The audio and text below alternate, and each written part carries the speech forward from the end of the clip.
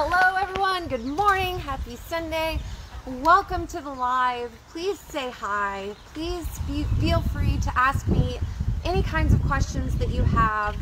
And I just wanted to start out by saying that yesterday was such a great day. I went to a kind of a pop-up market that Cannoli Dairy Farms does in order to help get folks to come out to the farm and to purchase cheese directly there from their dairy, their dairy shop that they have there. It was a huge success. I met a lot of cool people. I talked a lot of gardening, and of course, you know, that's my like heyday, heaven time, whatever. But it was so much fun, and I really appreciated the opportunity to do that. Then today, I did go ahead and put any of my overflow that I had already harvested for that particular market in my online farm stand. That's Aislynn's Overflow of Abundance. It's a group that I do online where I like to do what I consider a personal farm stand, but in an online situation. And you'll understand exactly what I'm talking about. If you haven't been in there yet, just ask to join that group, and of course I'll welcome you right in. I do have a little bit more product in there, but I've almost sold out already today. So that's a really good way for me to move that beautiful, fresh, delicious vegetables and get that almost to people's doorsteps. So if you're interested in that, please let me know. The good mornings are rolling in. Good. Who else coming on? Tiffany's first. Oh, hi. Good morning. Good morning. You're checking in weekly. That's good. I'm happy to see that. Okay. So another couple of things I also want to add in. I am booking a lot of appointments right now.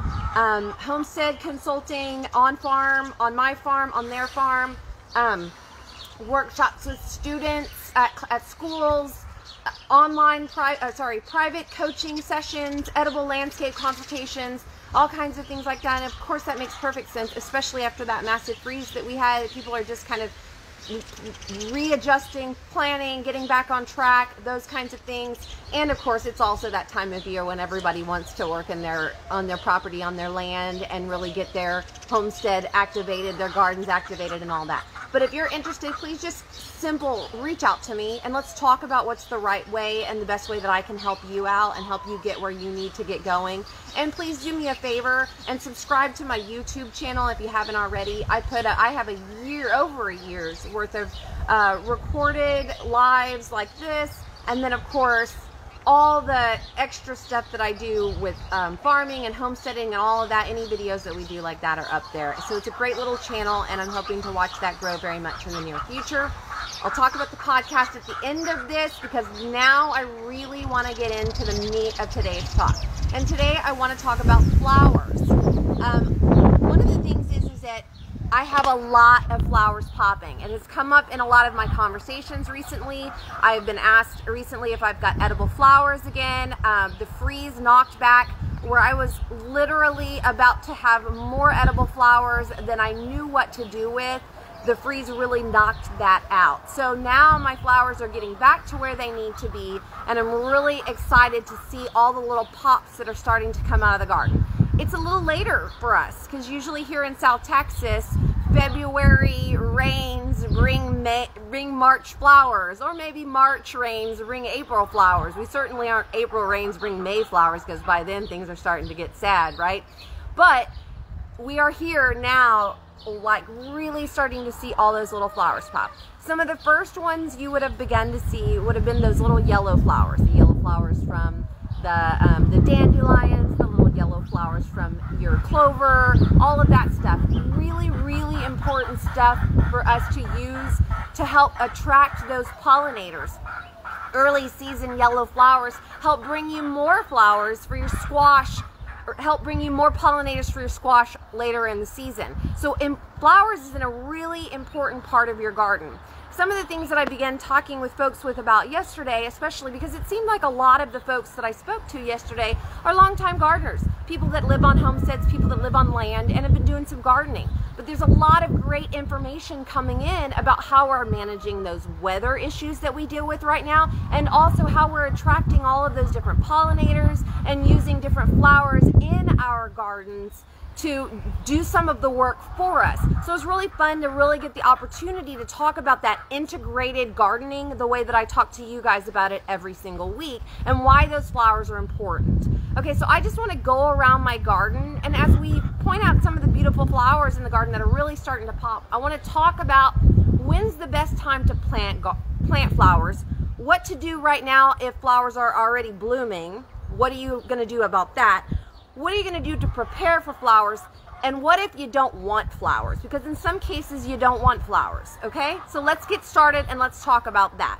And of course, let's say thank you for the rain throughout this entire thing, because now we don't have to water this morning, right? Okay, I want to start out here by pointing out this stalk flower.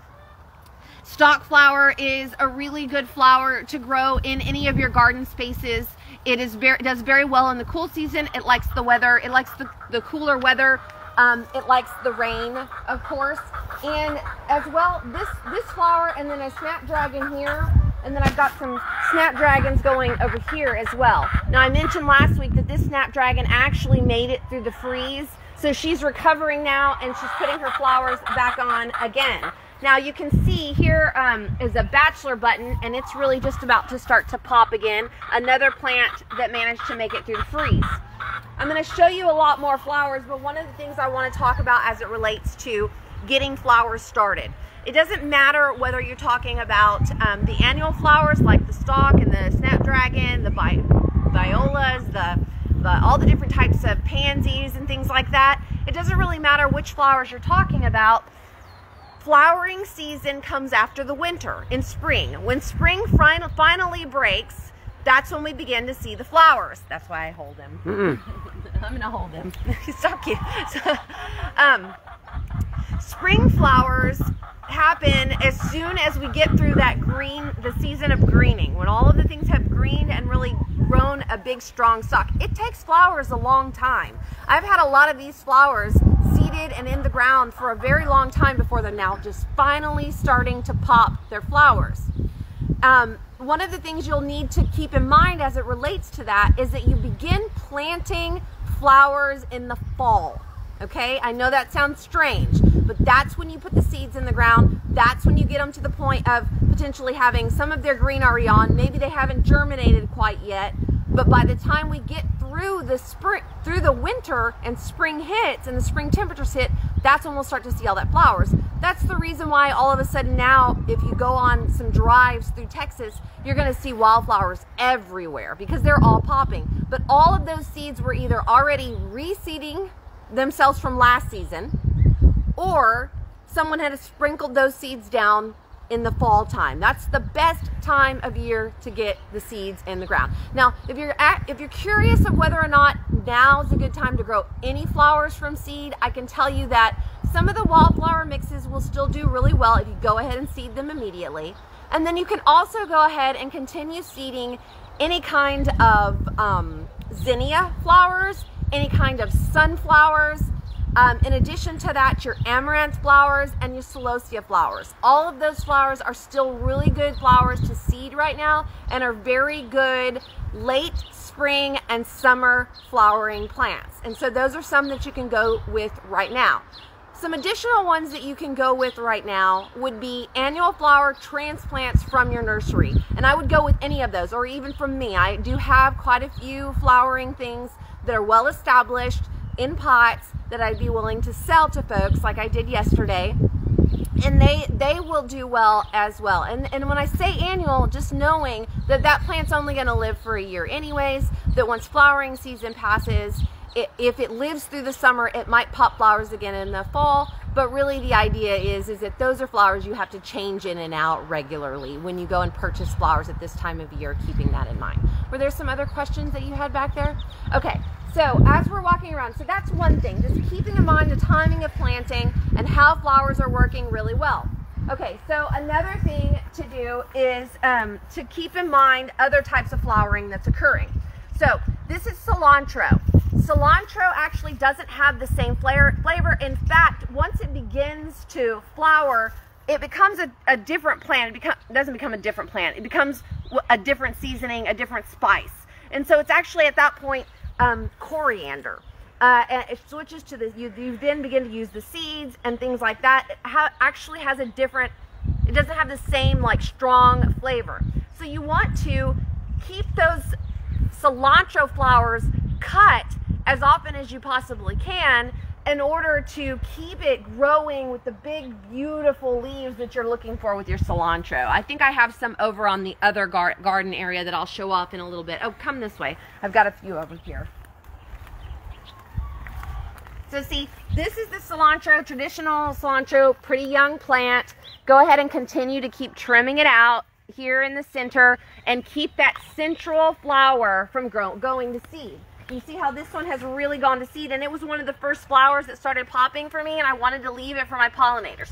But now I've also got the ability to begin to harvest some seed, some coriander seed from my cilantro flowers, either for replanting next season, or I can use it as a spice, a dried spice as well. Either way is perfectly fine.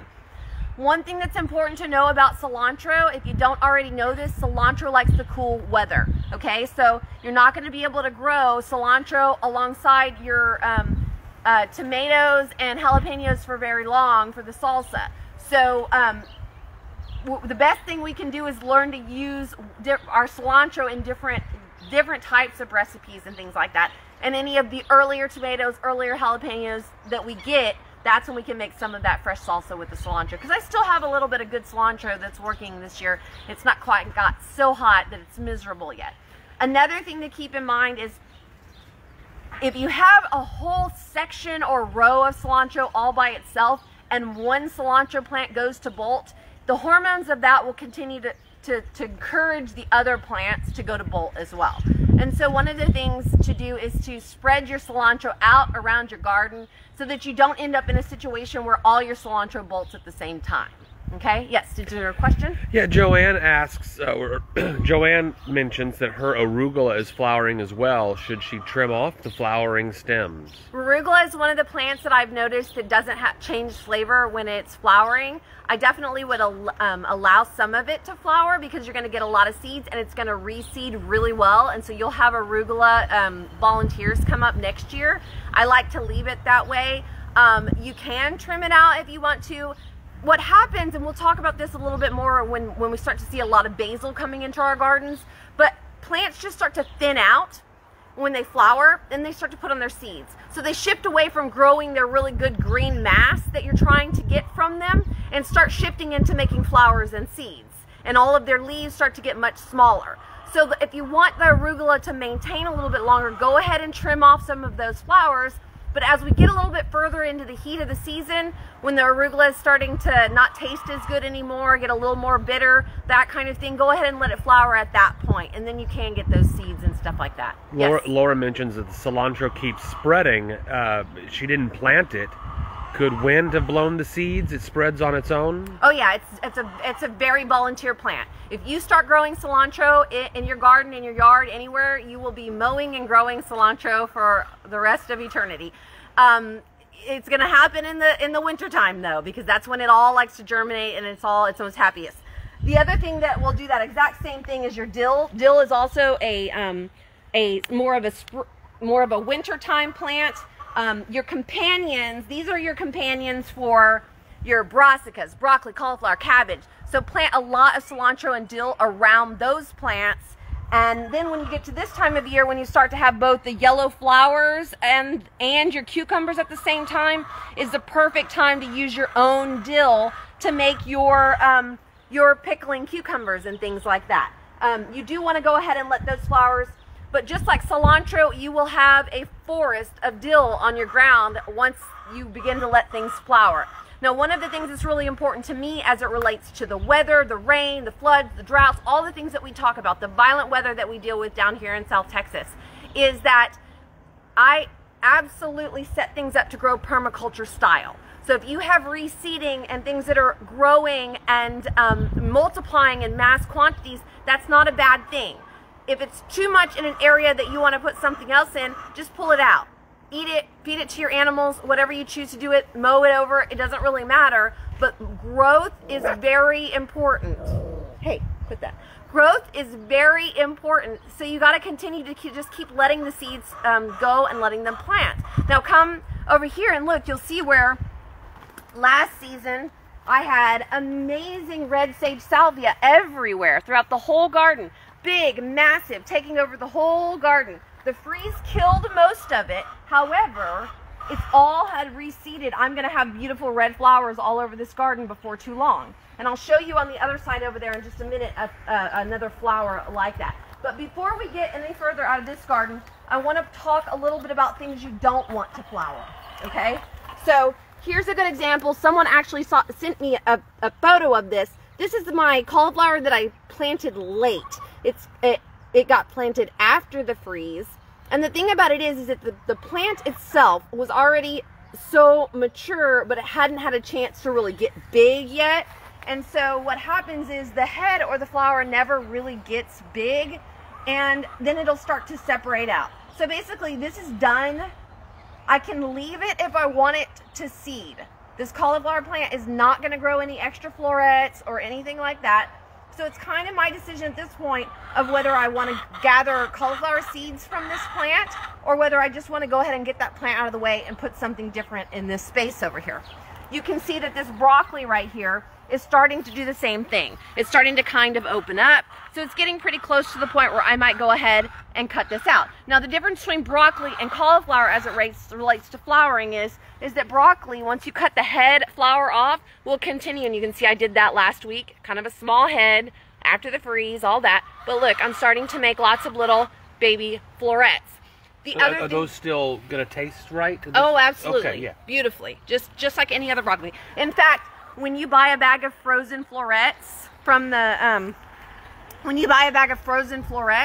that's what you're buying, okay? So a lot of times people prefer florets over the heads of broccoli, and so that's what you're getting.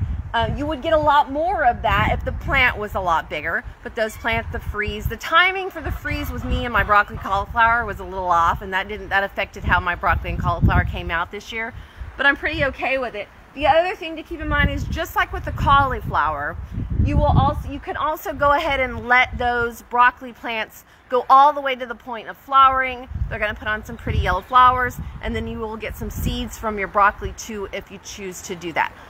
If you have a lot of space, if you have one small little raised bed garden, you probably don't have enough space to do the flowering and the reseeding.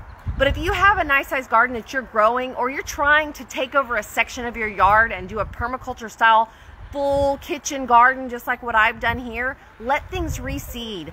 I promise you, you will be grateful that they reseeded themselves or that you pulled seeds off of them from year to year. Okay, let's go on over to the other garden and I'll show you a few more flowers. Now, before we walk off, you can see all of that reseeding right there that has happened. I just pointed with my foot. Can you see this? Right there. You did. This is all sunflowers. They're just those weedy sunflowers, but I really appreciate that they bring green to my garden, food for my animals when I weed them and pull them out. But in addition to that, they'll make these big, beautiful yellow flowers out here that attract beautiful birds, have seeds for all the different birds. They also can help with some of your aphid management. When you're dealing with the aphids, just come over here. Oh, look at my tomato. It's fall down. Okay, so when you're dealing with a lot of aphids, which most people are dealing with right now already, because it was the one thing, and if you want to know a little bit more information about how I'm managing aphids, how I'm controlling that particular pest right now, go back to last week's episode. It's recorded in my Facebook page. I will also put it up on YouTube today. But sunflowers can actually be helpful for helping you manage the aphids. As you clean off the aphids off of your other plants, anything that's new, they will be attracted to the sunflowers. They will grow significantly in the sunflowers. It is so difficult to get used to the look of that original garden. It looks different. After the freeze, everything got cut back. It seems so bare, except that what is there is just gorgeous and green. you've really come back hard and fast after the freeze. It looks beautiful. Yeah, it does. I'm actually pretty impressed with it, and I haven't seen the garden looking this clean in a long time. And so I've been taking a lot of pictures because I think sometimes my garden is scary to people because there's so much growing that nobody knows actually what's going on in here. So it's a lot easier for people to see, oh, that's a garden. That's just a simple raised bed garden. That's it. Look, raised bed, raised bed, raised bed, raised bed. I have 5 raised beds in here. You see that? Tiffany has a question. I'll remind me to ask you at the end of it. And Sid points out that she plants sunflowers by her kitchen window so that I can look at them while I wash the dishes. I love my sunflowers. Now, those are just that wild, like, bushing sunflowers. You know, sunflowers about that big. I also do a lot of single stem sunflowers, those big, beautiful sunflowers. And I'm looking forward to seeing what happens. I planted some mammoth sunflowers. Maybe I can get some seeds off of that. But yes, I love sunflowers. Zinnias, some of my absolute favorite, and I'm planting a lot of amaranth this year. I'm hoping that maybe we can actually do some processing and maybe do some baking with amaranth and try that out. I'm gonna try to see if I can get my mom Vicky, who is the experimenter with the food and processing things, to try some things out with that. Okay, let's get back to flowers. This is a good example of letting things reseed. I bought one lyre leaf sage plant from my friends at Native Dave's 5 years ago. I mean, it's been a long time. And here it has grown all of this. And each one of these can be used in a winter green mix, a salad mix. You can put it in your smoothies. It's a great green. It's pretty for salads, all that. But it's a sage. So you can see here, it puts on pretty purple flowers. And it'll reseed itself. That will all be like a stalk of flowers when they all pop out. Well, no, there's the flower on that. And one of the things to know that if you keep cutting the flowers, more flowers will grow. But you can see, look, if I want smaller leaves for my salads, I'm going to come over here to the one that's already begun to flower. You can see that the leaves around it are a lot smaller. Where some of these down here, where they haven't started flowering quite yet, like it's just barely starting to flower, it's got really big leaves. So think about your basil. Think about your cilantro. That's a flower on its way. Okay. Yep. Think about that. It's going away from growing its green to spending all of its time on its flowers and its seeds. Okay? So, trying to think of where else I have. These are just dandelions. I left them in because I knew they'd be some of the first flowers for my pollinators to get access to, bees and things like that. I actually have seen some swallowtail butterflies recently. I was like so excited. I had one of those moments, you know, where you're like, I should pay attention to the butterfly and not worry about catching a picture of it. And this is my world, right? If I see something amazing and then you don't get to see a picture of it, it's because I spent my time focusing on how amazing that was and didn't care whether I captured the moment. But the other day I got so excited about the swallowtail butterfly, I was like, I'm gonna go get my camera. I'm gonna go get it. And then I went and got my camera, and by the time I turned around, the butterfly was already gone. And I was like, oh, I should have just focused on the butterfly for a moment. Yes. Let me interrupt you. Yeah. Can I get a report on these Brussels sprouts? Because I'd like to cook some soon. Well, I think the ones out at the garden, at the farm, are gonna be successful a little bit sooner because these are still pretty small. But they start at the bottom down here. And that's where they start getting big. Okay. And then the stalk just keeps growing. And then it kind of depends on the size. Now the ones that I grew, this is a different variety than I grew by seed. The ones I grew by seed are really big and they have big fat Brussels sprouts on it. So I'm just kind of, you know, this is my first season of Brussels sprouts to have them from seed all the way. So I'm excited to just kind of see how that happens. But Brussels sprouts are just a flower as well. They're a stalking flower, and then the little cabbage head flowers start to go off. So you want that plant to be successful before, number one, the aphids become a massive problem. And number two, they start to open up and try to flower on you. And then they're not those good little heads of flowers. There's a cast iron pot and some garlic inside that was asking. Oh, yeah, sorry. Okay, so you can see here where some of my cilantro has already started to come to bolt over here. You can see that my pansies, now edible flowers, are still so great. I pointed out the bachelor buttons earlier. You can see that my milkweed is really starting to take off again. This is just coming back from where I cut it way back, because as I will always remind you, before the winter sets in every year, you need to cut back your milkweed to make sure that you don't pass on pathogens to the next generation of butterflies. Okay, so this is what I wanted to talk to you about. This is the same situation as the lyre leaf sage. I bought one plant years ago and have let it reseed itself. And you can see now that through the freeze and everything, I just kind of cut it back, seeds germinated. Now I've got flowers. Look at this one, pretty purple flower right here. This is the indigo spire sage. So in a few weeks, this will be exploding Salvia, with flowers, sorry. I imagine. Yes. Okay. Oh my gosh, this will be an amazing array of beautiful indigo spire flowers all over that space. Now I've got a lot of chamomile. I've been super excited about that. I'm cutting off all the larger flowers every single day so that I can use it in my smoothies or whatever. And then if I get enough of them, we can dry them out and use them for teas. But I'm going to keep cutting on those, and I have that success going with the flowers over there as well. Okay, so I'm trying to think about, I want to make sure, you see my snapdragons here, these actually got taken inside, so this plant has stayed really good. Okay, one thing about planting flowers, as I'm talking to a lot of people about, they'll say, I've tried to plant flowers from seeds and I've never had any success with it. One of the things that I learned this year, part of it is that I've talked about the soil temperature when you're trying to germinate seeds, any seeds. You need to be aware of the soil temperature that that particular flower or plant likes. If your soil is too warm, it's not going to germinate. The other thing to know is that some flowers actually don't want to be covered with soil.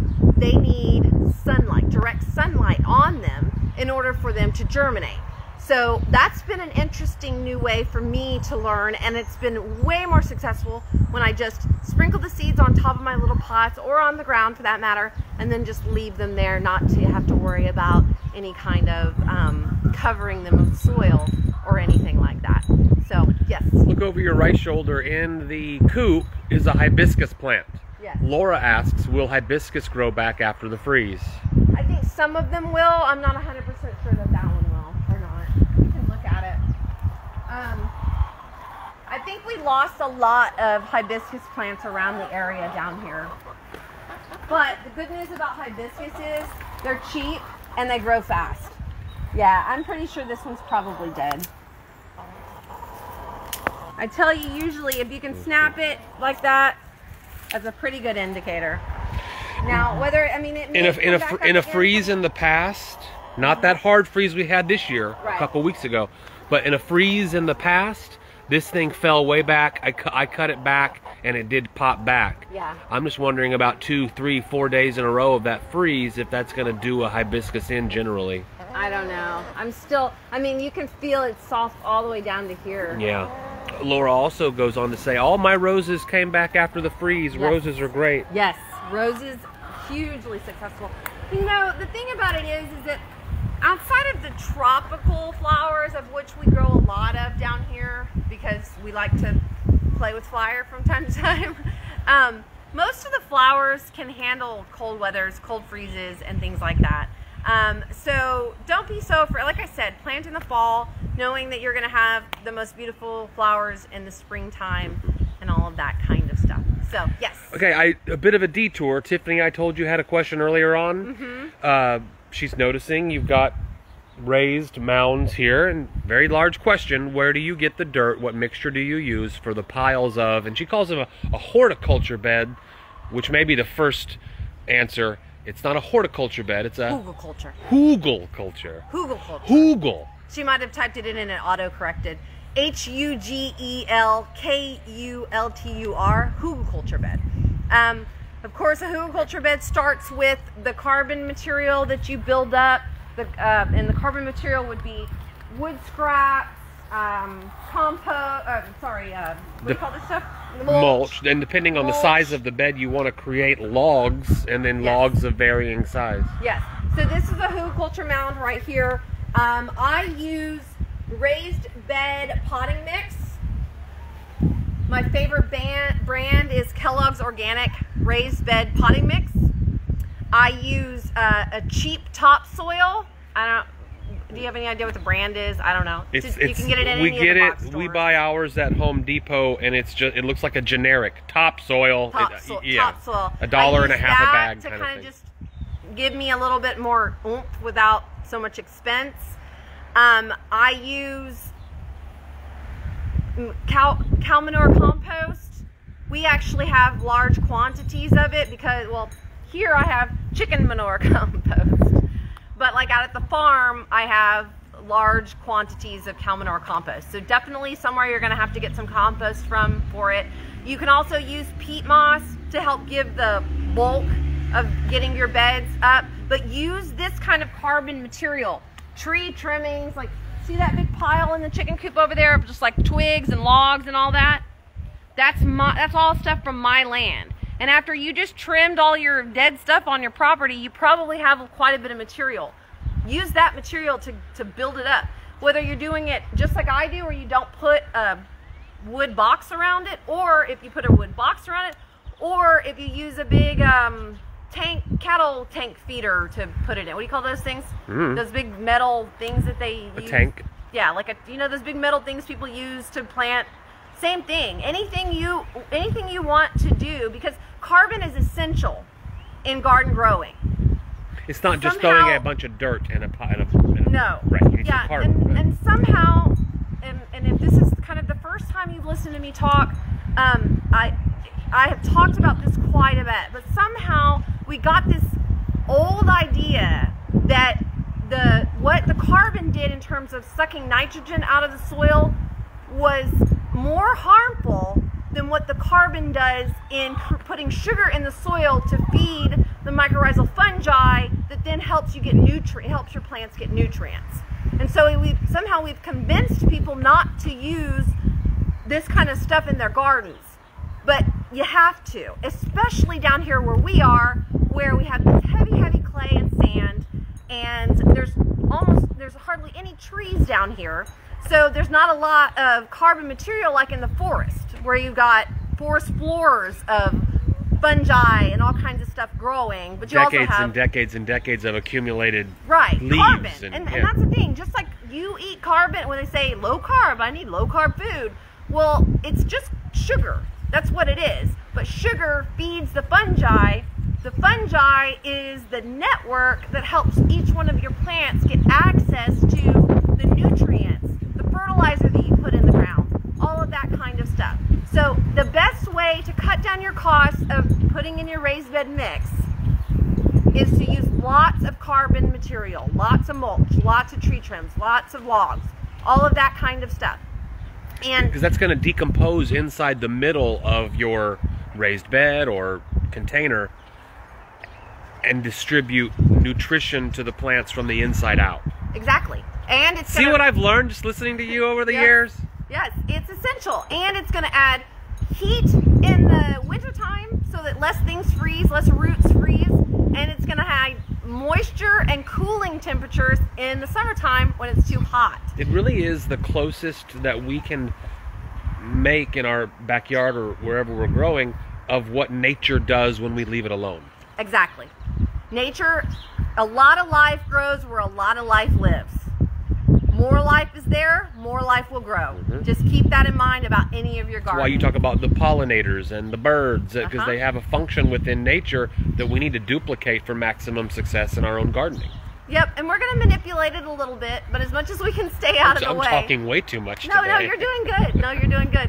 So, okay, that's pretty much all I look at that tree trunk over there. Oh, yeah. Look, it's got all kinds of good stuff growing on it.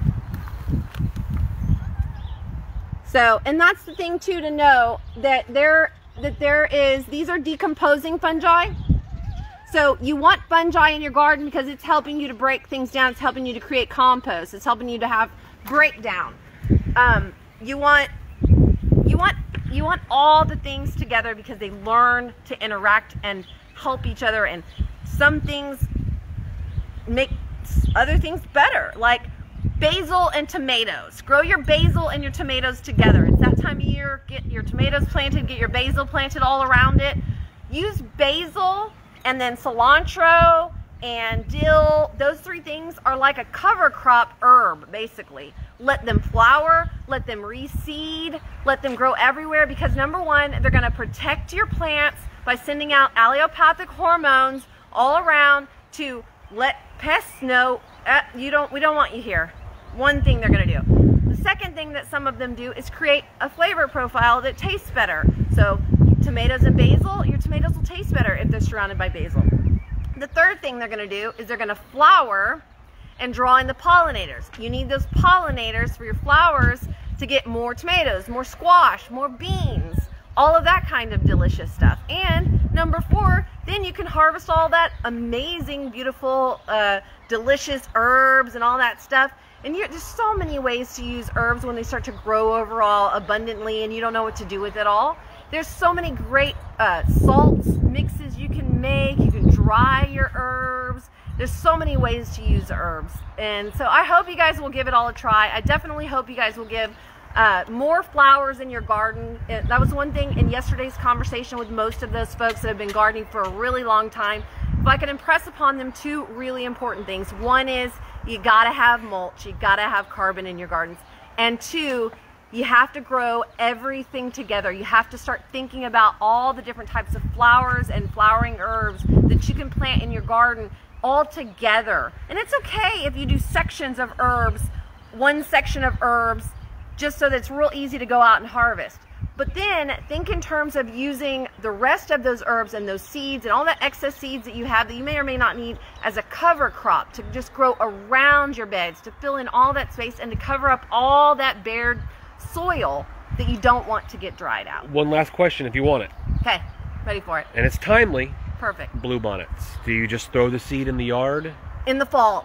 Fall time. It's a little bit late at this point. I mean, you could go for it and you might get them toward later, but they're already blooming right now. Package of bluebonnet seeds is $2. Go have fun. See what happens. Oh, absolutely. Oh, seriously, you can never plant wrong. You can never plant wrong. Repeat that. You can never plant wrong. Just plant and you'll learn and you'll manage all of that stuff and you'll figure it all out and everything will be fine. Okay, don't forget that every Monday we launch a new episode of our podcast we do together, talking about food, recipes, all the different gardening things, how we use the vegetables out of the garden, and then all the other crazy nonsense, rabbit hole-y deliciousness we want to talk about. I think the episode you're working on editing right now, I'm excited to hear it. I think we did a good job. I felt like we were in the flow. You know what I mean? There's a lot of nonsense in it, yes. Success. I love you guys. I hope you're having the most wonderful Sunday. Thank God for the rain. And every once in a while when you hear those massive, crazy shifts in weather coming, everybody take a deep breath and ask Pachamama to take a calm down. Everything's cool, man. We're glad you're here. You don't have to come in hard. Just come in. And you're about to learn something. I love you.